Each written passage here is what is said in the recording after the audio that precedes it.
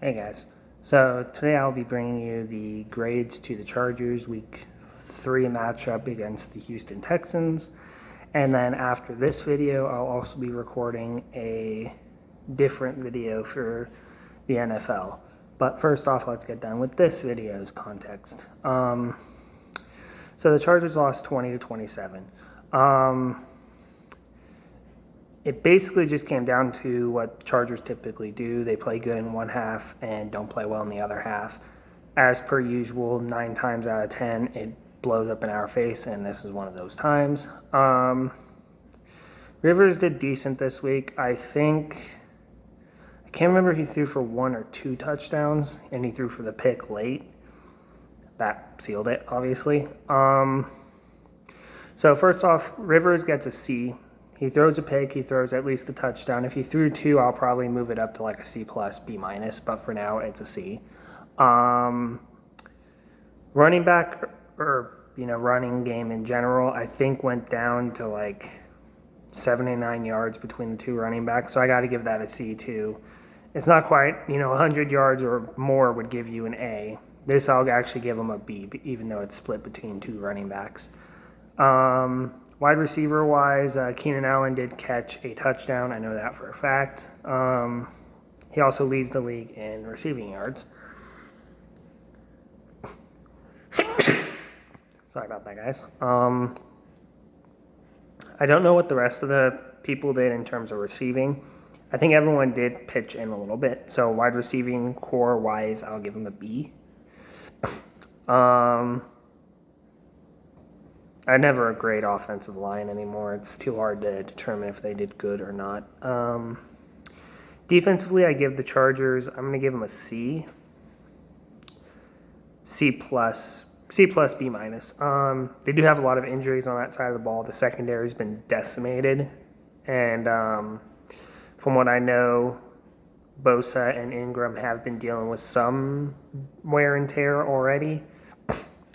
But that's why I give them B- C+. For the kicking game, I think we made 2 out of our 3 or something like that kicks. I'm going to give our kicking game a B.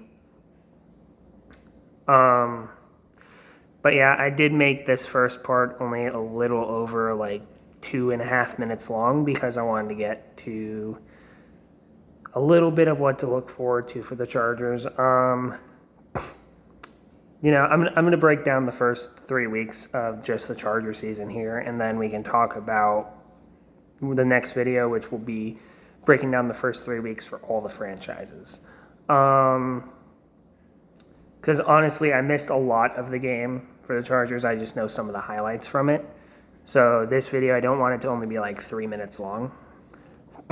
So far, we've beaten the 2-1 Colts. We've lost to the 2-1 Texans, and we lost to the 2-0-1 Lions. To me, a lot of it has to do with defensively. We're not as strong as we should have been coming in. Losing Derwin James for the season hurt. We lost 2 corners already for the season. We have Melvin Gordon holding out offensively. There's a lot of people missing, a lot of key cogs, and do we need Melvin Gordon? I thought we didn't because we've been doing decently well on the ground, but with a 1-2 record, we do have to think about paying him now. In terms of the other people, hopefully Hunter Henry comes back at some point. Hopefully Mike Williams goes back to full power, I guess. And hopefully we can make a run and try to still make the playoffs as a wild card team. Right now, I think in our division, we're still the second best team despite the record. Because, the Raiders are 1-2, the Broncos are 0-3, the Chiefs are 3-0. We might be 2 games behind them, but I know we play them, twice, so we have a chance to make that up. As far as what to expect from the Chargers, I expect more of the same. They'll play strong one half and play bad the second half. Hopefully it's reversed and they play better the second half to catch up instead of having to try to hold the lead. They can catch up to their opponents, and that seems to be their niche better so than keeping a lead.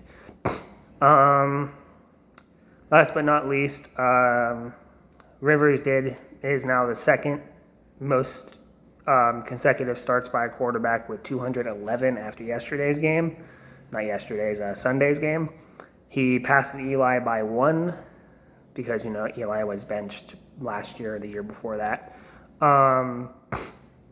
Do I believe that Rivers will keep starting every game? Yes. Do I think he's going to pass Brett Favre? I don't think so. He'd have to play, a couple more years, and I don't think he has more than like 2 or 3 left, which would make him fall at this point, because there's still, 9, 10, 13 more games this season. Even if he plays 2 more years, he'll still fall like 40 short of Favre. Allen, I hope, stays ahead of the league in receiving. It just depends on how well people cover him moving forward. I hope Melvin Gordon does come back within the next couple weeks so that we can start making a push. And hopefully some of the injured people who are not on IR can return ASAP so we can get back to full power and, like I said, make a run for the playoffs. So that's it for this video. I hope you guys enjoyed it. I know it's a shorter one.